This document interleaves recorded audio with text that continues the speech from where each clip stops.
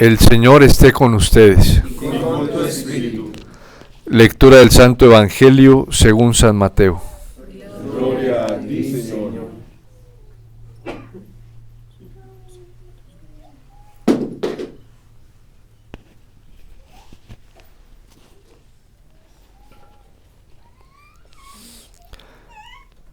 En aquel tiempo Jesús dijo a las multitudes y a sus discípulos: En la cátedra de Moisés se han sentado los escribas y fariseos. Hagan pues todo lo que les digan, pero no imiten sus obras, porque dicen una cosa y hacen otra.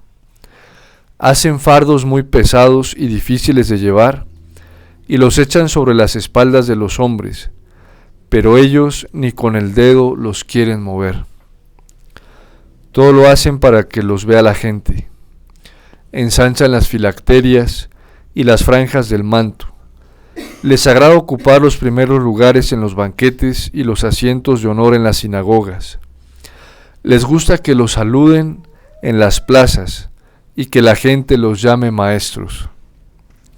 Ustedes, en cambio, no dejen que los llamen maestros, porque no tienen más que un maestro, y todos ustedes son hermanos.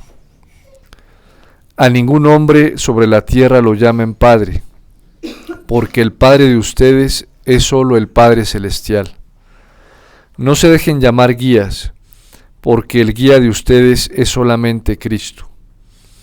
Que el mayor de entre ustedes sea su servidor, porque el que se enaltece será humillado, y el que se humilla será enaltecido. Palabra del Señor. Gloria a ti, Señor Jesús.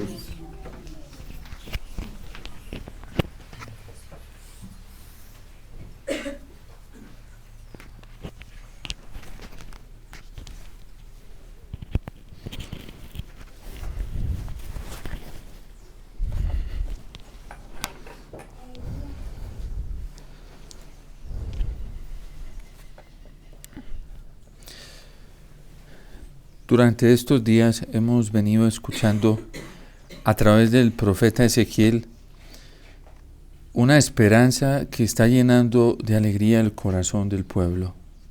Un pueblo que ha pasado por un arduo proceso de purificación, por un arduo proceso de renovación y de restauración impuesto por el mismo Señor.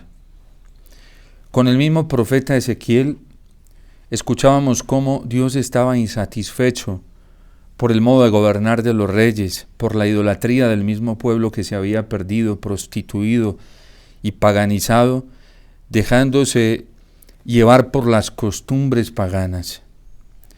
Pero ahora, después de ser trillado por la purificación el pueblo y lo que queda ya del pueblo, que es un pequeño resto, está escuchando las profecías mesiánicas, las profecías de la esperanza. De hecho, el Salmo 84 hoy nos ayuda a comprender de una manera más clara cómo ya el pueblo veía o vislumbraba lo que se podía venir para los que habían permanecido fieles, para los que se habían arrepentido, para los que habían aceptado el llamado de la conversión y no volver a caer en las mismas andanzas antiguas. Escucharé las palabras del Señor, palabras de paz para su pueblo. Está ya cerca nuestra salvación, y la gloria del Señor habitará en nuestra tierra. El pueblo de Israel jamás imaginó que Dios pudiera quitar su presencia de en medio de ellos. Jamás se les pasó por la cabeza en sus reflexiones, meditaciones, y después de escuchar las grandes intervenciones que Dios había tenido en el Antiguo Testamento, las grandes manifestaciones de amor providente, de amor tierno, de amor clemente y misericordioso, después de haberlos sacado de Egipto y después de haberlos saciado con tantos bienes materiales, de haber tenido tanta paciencia y humildad con ellos, el pueblo jamás se imaginó que Dios les fuera a quitar su ayuda, que Dios se fuera a retirar de en medio de ellos. De hecho, nunca se imaginaron que ese templo tan extraordinario que Salomón le había edificado, tan bello y tan hermoso, en donde nos lo cuenta el libro de los Reyes, se había posado la misma gloria del Señor, y ningún pueblo, ninguna nación había llegado a contemplar lo que estaba contemplando el pueblo de Israel, hasta tal punto que las naciones vecinas llegaban a sentir envidia de Israel, de ese pueblo pequeño, porque allí había una gracia extraordinaria, había una fuerza sobrenatural y era la intervención misma de Dios. Incluso nos cuenta el Antiguo Testamento que algunos reyes y gente que venía de otras naciones se convertían al Dios de Israel. Por ejemplo, como el general sirio, Naamán, que se convierte al Dios de Israel, algunos reyes que se convertían al ver la majestuosidad de la manifestación de Dios en medio de su pueblo. La reina de Saba, por ejemplo, que peregrina, hace una peregrinación larguísima para venir a Israel a contemplar la sabiduría que había allí y darse cuenta que allí había una mano poderosa y que era la mano de Yahvé. La gloria de Dios se posaba sobre esa ciudad, sobre la ciudad santa, sobre Jerusalén, que había sido embellecida y adornada, no por piedras materiales, sino por la misma gloria de Yahvé. Ese templo extraordinario donde se ofrecían cultos y el pueblo venía a peregrinar desde muchos lugares. Pero con Ezequiel, el pueblo contempla que las amenazas que venían haciendo los profetas de parte de Dios, de retirar su favor y de retirar su gloria y de retirar su presencia, era una realidad, se hizo una realidad. Y el pueblo quedó consternado, hasta tal punto que para poder como entender y darle razón un poco a la situación, salieron falsos profetas, decían que no era Dios el que estaba interviniendo, o que solamente se había escondido por un momentico, pero que no era cierto que Dios estuviese insatisfecho por la actitud del pueblo y que estuviese reclamando una conversión y una santidad radical. Y hasta estos profetas Dios los desprecia, y para ellos trae sentencias muy graves. No es distinto para nosotros hoy. Cuando después del bautismo hemos recibido una gracia tan alta y hemos sido convertidos en templos del Espíritu Santo, templos de la presencia viva de Dios, de la presencia grandiosa y extraordinaria sobrenatural de la Trinidad, el Padre, el Hijo y el Espíritu Santo dentro de nosotros. ¿Y a qué cristiano o a qué católico se le puede pasar por la mente después de recibir gracias tan altas? No solo con el bautismo siendo la gracia más alta que recibe un hijo de Dios, sino todas las dádivas que Dios sigue derramando en la humanidad y en el corazón humano. Por ejemplo, llamados especiales que Dios nos da, vocaciones especiales a la vida matrimonial, vocaciones extraordinarias, por ejemplo, a la vida religiosa, vocaciones extraordinarias al sacerdocio. ¿A quién se le puede pasar que Dios pueda retirar su presencia de un templo como estos que ha sido reconstruido? Porque el Señor a través del profeta Ezequiel promete venir él mismo ante la crisis de los pastores y de la desfiguración de su presencia real como pastor, de su figura real como pastor, de la desfiguración que han hecho los pastores en Israel, promete él mismo personalmente venir a cuidar y a vigilar por su pueblo. Él promete venir a guiarlos. Y nosotros en la vida cristiana hemos sido testigos de eso. Por eso ya no tenemos tantos pastores. Nosotros tenemos un solo pastor. Y los pastores que somos los sacerdotes, los ministros del altar, diáconos, sacerdotes, obispos, somos solamente pastores en referencia al único pastor. Y somos auténticos pastores cuando mostramos clara y nítidamente a través de nuestro ejercicio que hay un solo pastor y que este pastor es Cristo. Y que Él es el que nos apacienta, nos guía de manera personal y que en Él se ha cumplido la profecía de Ezequiel y la profecía de los demás profetas del acompañamiento, de la vigilancia, de nutrirnos con el alimento sólido que solamente es Cristo. Esta experiencia que nosotros vivimos como cristianos de una manera tan gratuita, tan extraordinaria y sobrenatural en la manifestación de la misericordia de Dios, a veces nos puede parecer raro que la gloria de Dios se pueda ir de este templo y que su presencia nos pueda abandonar. Que después de haber hecho tantas cosas grandes y extraordinarias, como lo decía por ejemplo ayer a través de Ezequiel, a estos huesos secos los voy a dotar de nervios, de carne, de alma, de espíritu, de vida. Y así lo hizo. ¿Qué encontró Dios cuando se encarnó? Cuando asumió la naturaleza humana. Un valle lleno de huesos secos. Eso fue lo que encontró. Pero los dotó de nervios, de carne, ¿sí? Los dotó de espíritu y derramó su espíritu sobre nosotros el día de nuestro bautismo. ¿Qué encontró el Señor en nosotros antes de nuestro bautismo?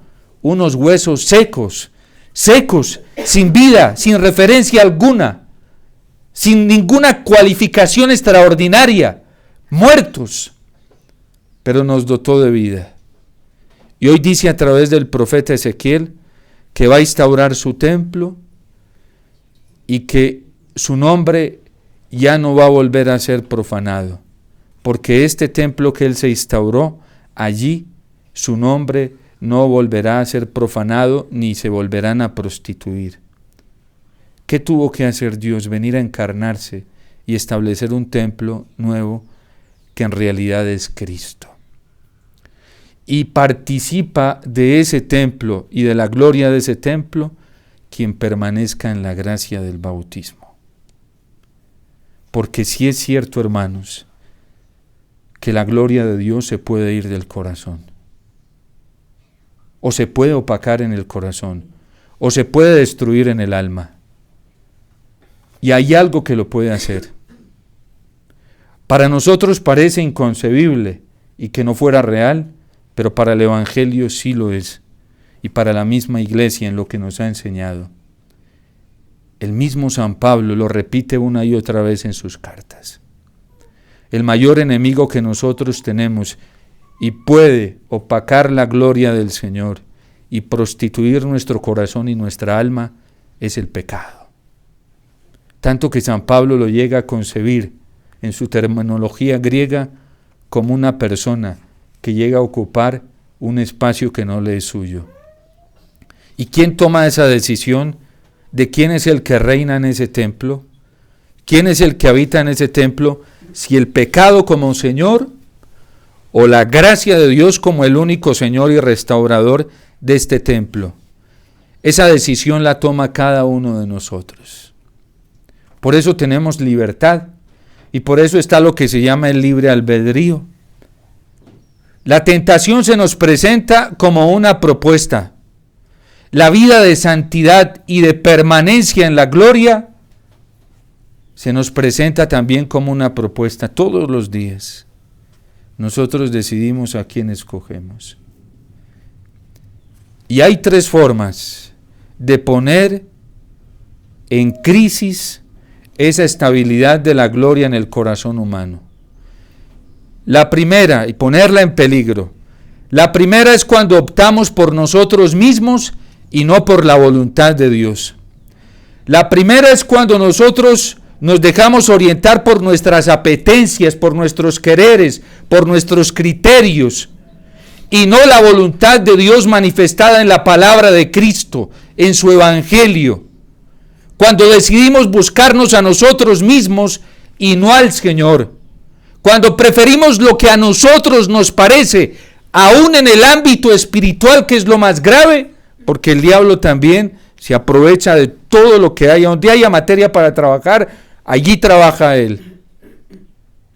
Y también podemos profanar el santo nombre de Dios y manosear a Dios y manosear las gracias espirituales que Él nos dio para buscarnos a nosotros mismos. Y ese es un peligro gravísimo que puede poner en peligro nuestro estado de gracia y la estabilidad de la gracia y la vida de Dios en nosotros. Otro segundo peligro que se nos presenta, y es el mundo. Cuando nos dejamos fascinar por los criterios del mundo y nos dejamos entusiasmar por todas las propuestas del mundo y no por el Evangelio. Cuando nos apetecen más las riquezas de este mundo, el afán de posesión material, el afán de fama, el afán de gloria, el afán de honor como lo presenta el Señor hoy en el Evangelio. ¿Y qué le había pasado a estos maestros de la ley, a estos fariseos y a estos escribas? Que suplantaron a Dios y se pusieron ellos en el puesto de Dios, y les encantaba que los llamaran maestros, que los llamaran guías, que los colocaran en los primeros puestos, que les hicieran honores, reverencias, que les hicieran reconocimientos. ¿Cuánto estamos asfixiados hoy en la iglesia de esto? ¿A cuánto se nos ha metido la corrupción de la gloria en el nombre de Dios? Y utilizamos la evangelización, y utilizamos las gracias del Señor, los dones del Señor, los carismas del Señor, para que nos reconozcan como señores, como maestros, como guías y hasta como dioses y salvadores del mundo, cuando el único Salvador es el Señor. También existe esa manera de profanar el santo nombre del Señor, de profanar este templo, de prostituirnos con este templo. Y en tercer lugar, existe el mal en sí mismo, las tentaciones del demonio y todas las ofertas que él hace de poder, de placer y de tener. Los tres enemigos del alma: el mundo, el demonio y la carne. Pero el más terrible de ellos somos nosotros mismos, que es la carne. Satanás no podría trabajar si libremente nosotros no lo dejásemos trabajar. El mundo, teniendo tanto poder, no podría trabajar en nosotros si nosotros libremente no lo dejamos trabajar. Por eso la forma que Cristo nos ofrece para reinar, y es verdad que somos reyes, y fuimos instituidos reyes en el bautismo, la única forma de reinar en la vida cristiana es el abajamiento, es la humillación. La única forma de reinar con esa gracia que se nos dio en el bautismo es la kenosis, para abajo y no para arriba, siempre bajando y no subiendo. Y la única forma de vivir la auténtica autoridad, de ser maestros, guías, porque también el bautismo nos instituyó como maestros y guías a todos, es a través de la humillación.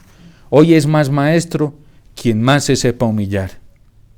Hoy es más guía quien más busque a Cristo allá abajo, sirviendo allá a los pies de los discípulos. Hoy es más Señor y merece más honor quien menos se busque a sí mismo, quien menos busque su gloria y solo busque la gloria del Señor. Esa es la forma en que Cristo quiso reinar en esta tierra. Pilato le pregunta: ¿eres rey? Y le dice: tú lo has dicho. Jesús no renuncia a su realeza, porque es rey de verdad.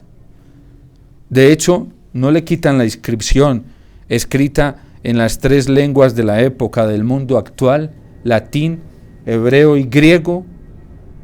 Rey de los judíos, no se la quitan, porque en verdad Dios quiso que su Hijo muriera como un rey.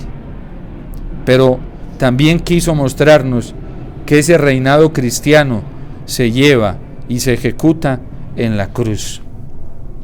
Si no es en la humillación, si no es en la humildad, si no es en el abajamiento, si no es en la desaparición de nosotros mismos, reinará otro en nosotros, y así irá desapareciendo la gloria del Señor en nuestra propia vida, en nuestro propio templo.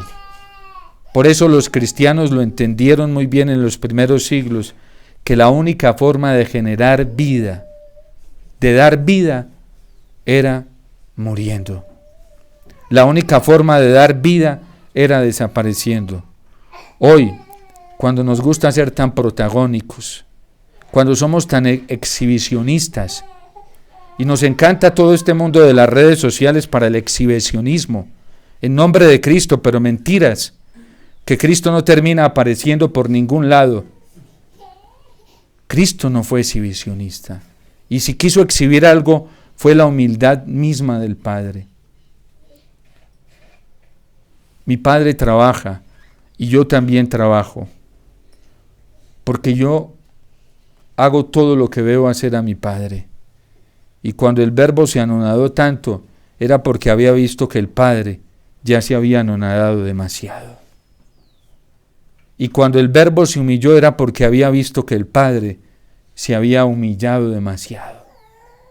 ¿Qué otra cosa podemos ver en Dios detrás de la criatura que le ofende, que peca, que falta, que se rebela, que no acepta su palabra, y Dios detrás de ella, sin necesitar de ella, pero detrás de la criatura?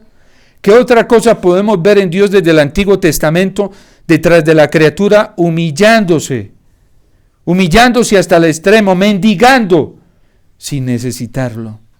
El amor de la criatura, y la criatura cada vez más ufanada. Parece que entre más Dios le daba y motivos, más se creía ella Dios, y creía que las cosas las obtenía por sus propios méritos, por su santidad y por su gran esfuerzo. Todos estos han sido herejías que la Iglesia ya ha condenado a lo largo de la historia. Creer que Dios se vuelca a nosotros por nuestras capacidades, eso es pura soberbia. Si Dios se vuelca hacia nosotros es por pura humildad de su corazón santísimo. Con razón dice Él: aprendan de mí que soy manso y humilde de corazón. ¿Quién lo ha hecho sino Él? Y a nosotros nos cuesta humillarnos delante de Él. Nos cuesta venir al sagrario a decirle que nosotros no somos capaces, que nosotros no podemos, que nos ayude con su gracia. La verdadera humildad es esa, no mostrar carita de caídos por ahí delante de la gente. Eso no es humildad. Ahí con la cabeza agachada, pesadumbrada, pues no, estos se vestían de filacterias, ¿sí? O porque se llevan vestimentas rotas, o porque No, la humildad no es eso. Detrás de un roto se puede esconder un grado muy alto de soberbia, muy alto. Eso no manifiesta humildad. La humildad la tiene quien verdaderamente se rinde delante del Señor y lo busca, y se manifiesta de una manera alta, sobre todo en la Eucaristía. Quien es capaz de reconocer que sin Jesús Eucaristía no es capaz de vivir. Quien es capaz de reconocer de que sin estar a sus pies de manera consciente y amorosa ante Él, no es capaz de vivir, no es capaz de solucionar ningún problema, no es capaz de llevar a cabo ningún proyecto.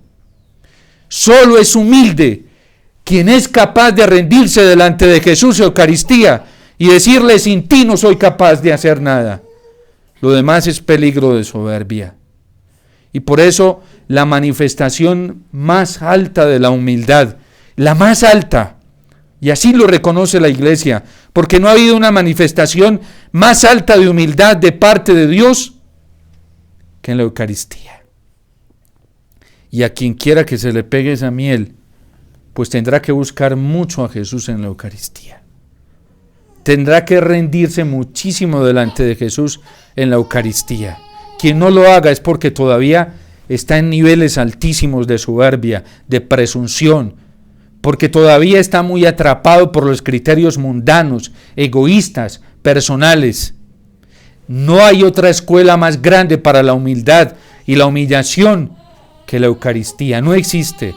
Y si no lo hemos visto a lo largo de estos tiempos, sobre todo en estos 2 últimos 3 años con lo que ha pasado con la pandemia, ¿quién es el más humilde?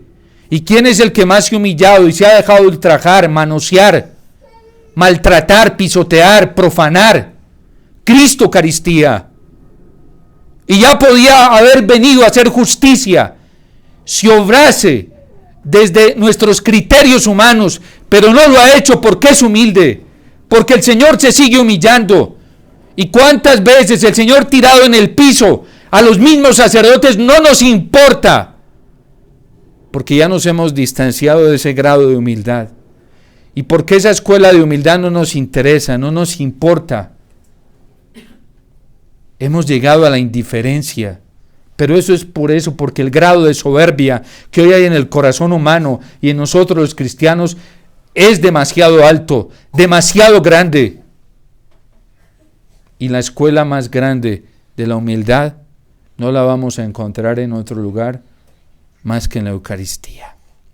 Esto lo aprendió la Virgen y por eso ella es la primera mujer eucarística.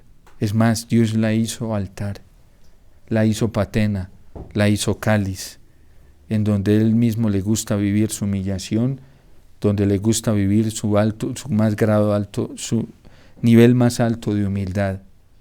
Y eso espera de nosotros la Virgen, que nos parezcamos a ella en esto. Por eso pidámosle hoy a Jesús Eucaristía, que nos dé la gracia, que nos atraiga cada vez más a Él en la Eucaristía. La gente no quiere rendirse ante la Eucaristía. Los católicos no queremos rendirnos ante la Eucaristía. Y la gente vive en el pecado y se cree muy buena y santa. Y claro, como la misericordia de Dios lo tolera todo. No importa vivir así. Pero eso es pura soberbia, pura presunción al más alto nivel. Y por eso no son capaces de llegar a la Eucaristía. Por eso buscan soluciones en otro tipo de cosas, no en Jesús Eucaristía. Y saber que para la Iglesia, en la Eucaristía están concentradas todas las gracias del cielo, todas las ayudas necesarias para vivir en santidad están escondidas en la Eucaristía. Hoy algunos ya se conformaron a vivir en el pecado por soberbia, ya se conformaron a vivir así, simplemente por no reconocer que a los pies de Jesús Eucaristía está toda la ayuda necesaria para vivir. Y otros también vienen a la Eucaristía sin creer, porque no creen que aquí esté la gracia suficiente para vivir en la santidad. Esos dos extremos hoy frente a la Eucaristía. Los que vienen y no creen, y los que ya se conformaron a vivir ambas son dos dimensiones de herejía en la Iglesia. Y los que ya se conformaron a vivir en la vida de pecado, sigamos en el pecado. Esa fue la fórmula protestante, calvinista. Sí, acostumbrémonos a vivir ya así, porque ya no hay solución. Hoy la gente no cree en la pureza, por ejemplo, porque no cree en Jesús. El que cree en la pureza es porque cree en Jesús y sabe que la Eucaristía es fuente de pureza. Pero la gente, el diablo ya ha logrado engañar tantas conciencias. No, Dios nos creó para ser libres, para vivir en santidad y nos dio las gracias suficientes para ello. Por eso ya Él lo dice a través de Ezequiel, no volverá a ser profanado su templo. Y por eso hay santos. Y aunque pocos, muchos hoy creen que esto es posible y que el Señor es capaz de hacerlo. Y en ellos el santo nombre de Dios es glorificado. Que nosotros tengamos esa convicción en nuestro corazón para que en medio de nuestras fragilidades tan altas busquemos al Señor incansablemente y toda la ayuda que necesitamos a los pies de Jesús Eucaristía, no en otro lugar. Dios te salve María, llena eres de gracia, el Señor es contigo, bendita tú eres entre todas las mujeres, y bendito es el fruto de tu vientre. Santa María, Madre de Dios, ruega por nosotros los pecadores, ahora y en la hora de nuestra muerte. Amén.